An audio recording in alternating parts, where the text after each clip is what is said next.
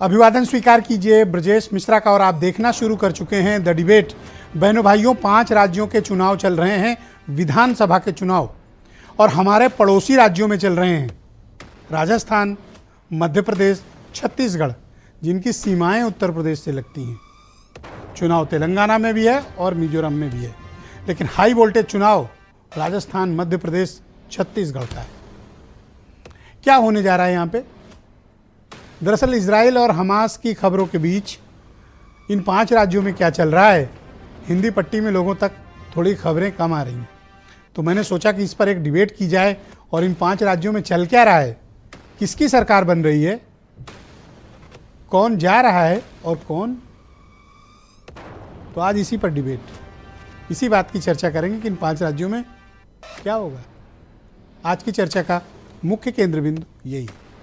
बहन भाइयों, 5 राज्यों के चुनाव ये तय करेंगे कि उत्तर प्रदेश के आसपास के जो सीमावर्ती राज्य हैं वहां की तस्वीर क्या है, इन 5 राज्यों की जनता चाहती क्या है। मध्य प्रदेश, राजस्थान, छत्तीसगढ़ ये बहुत अहम है। अहम इसलिए हैं क्योंकि कमोबेश ये भी सब हिंदी पट्टी हैं, और यहाँ की जो तासीर होती है उत्तर प्रदेश और आसपास भी वही परिलक्षित होता है। आप लास्ट पार्लियामेंट इलेक्शन देख लें 2019 का, जो परिणाम आपको राजस्थान दिखा होगा, मध्य प्रदेश दिखा, छत्तीसगढ़ दिखा, वही यहाँ भी दिखा। मतलब कि लोकसभा के चुनाव में वोटिंग पैटर्न असेंबली के चुनाव से अलग हैं। इस बार वहां क्या होने जा रहा है? राजस्थान की आप पहले बात कर लें। राजस्थान में भारतीय जनता पार्टी और कांग्रेस आमने सामने हैं, आमने सामने। और बहनों भाइयों, तेलंगाना, मिजोरम को छोड़ दें तो हर जगह बीजेपी और कांग्रेस ही आमने सामने है।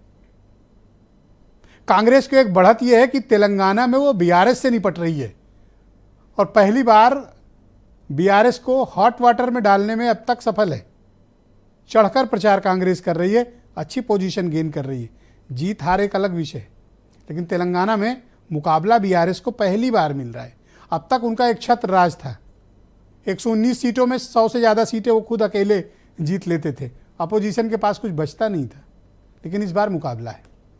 राजस्थान में भी आमने सामने का मुकाबला है।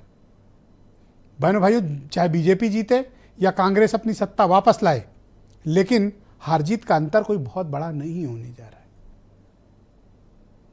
यानी 5 साल सत्ता में रह के भी कांग्रेस के खिलाफ कोई बहुत ऐसी लहर नहीं है। तो राजस्थान में बीजेपी में क्या हो रहा है? दरअसल पूरा मसला आके टिका हुआ है कि Vasundhara Raje Scindia chief ministerial candidate हैं या नहीं है। अभी तक नहीं है। राजस्थान और वसुंधरा राजे सिंधिया, बीजेपी एक चेन से बंधे हुए हैं। दोनों को आप अलग नहीं कर सकते हो, अलग करोगे चेन टूटेगी। यही कारण है कि बीजेपी कमोबेश वो हाइट नहीं पा रही है जो वो राजस्थान के चुनाव में अर्जित करती थी। कारण इसका जो भी हो सकता है, पार्टी ने जो भी निर्णय किया हो, लेकिन राजस्थान में कांग्रेस और बीजेपी आमने सामने है। कांग्रेस में भी 3 तरह के गुट हैं, एक जो गहलोत के साथ हैं, दूसरे जो पायलट के साथ हैं, और तीसरे जिनको आला कमान दोनों तरफ अपने अपने खेमे के लोग बढ़ाए हुए हैं। इसलिए वहाँ की तस्वीर थोड़ी धुंधली है। मध्य प्रदेश में हालात बहनों भाइयों बहुत आमने सामने के हैं। अभी तक जितने भी सर्वेक्षण, जितने भी ओपिनियन पोल्स आई हैं, ये बताते हैं कि राजस्थान में मुकाबला तगड़ा है, लेकिन कांग्रेस बीजेपी पर अब तक के ओपिनियन पोल्स में भारी दिखी है। क्या वाकई में ये सच है? क्या मध्य प्रदेश की जनता यही सोचती है? लास्ट टाइम भी बहुमत के करीब तक कांग्रेस को मध्य प्रदेश के लोगों ने पहुंचाया था, लेकिन थोड़े मार्जिन से रह गए थे। हालांकि सरकार बनी, चली, लेकिन बाद में सिंधिया अलग हुए, उनके साथ 33 से ज़्यादा एमएलए चले गए, और फिर बीजेपी ने कंफर्टेबली उनको री इलेक्शन में उतारकर अपनी चीज उपचुनाव में जीते, बाई इलेक्शन में सीटें जीती, और कांग्रेस की हुकूमत आई, बीजेपी की सरकार मध्य प्रदेश के भीतर बनी। लेकिन इस बार शिवराज सिंह चौहान उस लीडिंग रोल पे नहीं है जिस लीडिंग रोल पर वो लास्ट टाइम थे, या जिस लीडिंग रोल के साथ उन्होंने मध्य प्रदेश की गवर्नमेंट को रन किया है। यानी राजस्थान वसुंधरा पीछे हैं, शिवराज चौहान मध्य प्रदेश में इनको लीडरशिप में पीछे किया है। अब बीजेपी कर क्या रही? नई लीडरशिप को आगे बढ़ा रही है। कमान किसको देनी ये अभी तय नहीं है, लेकिन एक नई जनरेशन की लीडरशिप को आगे ला रही है। कारण लंबे समय तक इनके शासन या इनके प्रति कोई भी नाराजगी या कोई एंटी इनकम्बेंसी किसी व्यक्ति विशेष को लेकर। चले जाइए अब छत्तीसगढ़। छत्तीसगढ़ में भारतीय जनता पार्टी भूपेश बघेल और कांग्रेस से सीट छीनने की कोशिश कर रही है। वहां मुकाबला तगड़ा है, लेकिन वहां की जो ट्राइबल बेल्ट्स है वो दरअसल नेतृत्व विहीन हो गई है और कांग्रेस ट्राइबल बेल्ट्स में काफी ज्यादा अंदर तक पहुंच चुकी है। बीजेपी भी बहुत सक्रिय है और बीजेपी पिछली बार जिस तरह से चोट खाई है छत्तीसगढ़ में, इस बार वैसे हालात तो नहीं है, उठ रही है। तो कांग्रेस क्या बीजेपी की बढ़त को रोक पाएगी, अपनी सत्ता रोक पाएगी? और यहां पे स्टेक किसकी है? 2 राज्यों में तो स्टेक डायरेक्ट कांग्रेस की है, मध्य प्रदेश में स्टेक बीजेपी की है, तेलंगाना में स्टेक किसकी है? चंद्रशेखर राव की, और मिजोरम में एनडीए और इंडिया का मुकाबला चल रहा है। मिजोरम का चुनाव सबसे लो प्रोफाइल जा रहा है। तो इन 4 राज्यों में विशेष तौर पर नजर रखने की जरूरत है। इजी किसी के लिए नहीं है। कांग्रेस भी कई जगहों पर बढ़त बनाए हुए है और बीजेपी भी बनाए हुए है, लेकिन अब चुनाव चढ़ना शुरू हुआ है।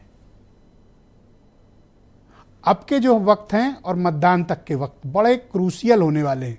एक्चुअल पॉलिटिकल नैरेटिव जो अब तक नहीं बना था, अब बनना शुरू होगा 3 नवंबर के बाद से। अब तक इजराइल और हमास के चक्कर में इन चुनावों की गति पकड़ नहीं पा रही है। दोनों पॉलिटिकल पार्टीज अपने अपने इशूज को उस तरह से पब्लिक के बीच पहुंचा नहीं पा रहे हैं, लेकिन अब इजराइल हमास थोड़ा पीछे जा रहा है और ये मुद्दे अब सामने आएंगे असेंबली इलेक्शन की। तो इन 5 राज्यों के चुनाव जीतेगा कौन? एक्सपर्ट्स क्या कहते हैं, पब्लिक की ओपिनियन क्या है और किसके जीतने और किसके हारने की पॉसिबिलिटीज हैं। आज इसी विषय पर ओपन डिबेट होगी। आप कुछ स्टेटमेंट सुने। हमने जो संकल्प लिया, हमने आने वाली पीढ़ी से जो वादे किए, उसे हमें पूरा करना ही होगा। इसलिए हमें अपने प्रयास तेज करने हैं। विकसित देश का लक्ष्य हासिल करने के लिए हर भारतीय का योगदान अत्यंत महत्वपूर्ण है। तमाम क्राइम को रोकना बड़ा क्राइम कर रही है एनडीए गवर्नमेंट, कर रही है। इनको देश कभी माफ नहीं करेगा, मेरा मानना है। आपको लगता है? चुनाव चल रहे हैं, आज बराबर की फील्ड पे इलेक्शन लड़े जाते हैं। आप ईडी पहुंच जाती है बार बार नेताओं के घरों पर, दिन भर उनको बिजी रखते हैं, बुलाते हैं अपना ऑफिस के अंदर नोटिस देकर के। तो बीजेपी के लोग तो फ्री होकर इलेक्शन लड़ रहे हैं और कांग्रेस नेताओं को नोटिस डिस्टर्ब करो, मेंटली डिस्टर्ब करो, नोटिस दो, नोटिस के जवाब मांगो, सब काम छोड़ दो इलेक्शन लड़ने का। बीजेपी का 1 पॉइंट एजेंडा है कि लोगों को बदनाम करो, इतना बदनाम करो चाहे उसमें सच्चाई हो ना हो, लेकिन बदनाम करिए। इसीलिए ईडी, इनकम टैक्स, सीबीआई है।